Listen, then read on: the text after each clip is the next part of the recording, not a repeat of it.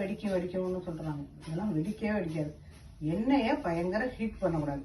எண்ணெயை மீடியமான ஹீட்ல வச்சு சீடையை போட்டு வேக வேக இந்த மாவு அரிசி மாவு மில்லில் இடித்து வறுத்து சலிச்சு வச்சிருந்தா அதில் 1 கப்பு காயம், எள்ளு, ஜீரகம், ஒரு 2 ஸ்பூனு புழுங்கல் அரிசி, 2 ஸ்பூனு உளுந்து, 1 ஸ்பூனு பொட்டுக்கடலை, வெண்ணெய், இது எல்லாத்தையும் வறுத்துக்கணும். பொரியரிசி எல்லாம் லேட்டாக பொரிஞ்சிட்டு இருக்கு. அதுலேயே உளுந்தையும் கொட்டிடணும். இதில் 1 ஸ்பூனு பொட்டுக்கடலை, 1 கப்பு அரிசி மாவு, வெண்ணெயை லைட்டாக மெல்ட் பண்ணி ஊற்றிக்கிட்டேன். ஜீரகம், எள்ளு, காயம், உப்பு தேவைக்கு, உளுந்து, புழுங்கல் அரிசி, அது கூட கொஞ்சம் தேங்காய் பாலும் ஊற்றிக்கலாம். தேங்காய் பூவாகவும் வைக்கிறதுக்கு எண்ணெய் போட்டுரும். நல்லா இந்த அளவுக்கு பிசைஞ்சு இப்படி எடுத்துக்கணும். இதை அப்படியே எடுத்துட்டு ரொம்ப அழுகிட்டு வச்சு விட்டோம்னா மேவோடு அப்படியே அரிச்சு எடுத்துருவோம்.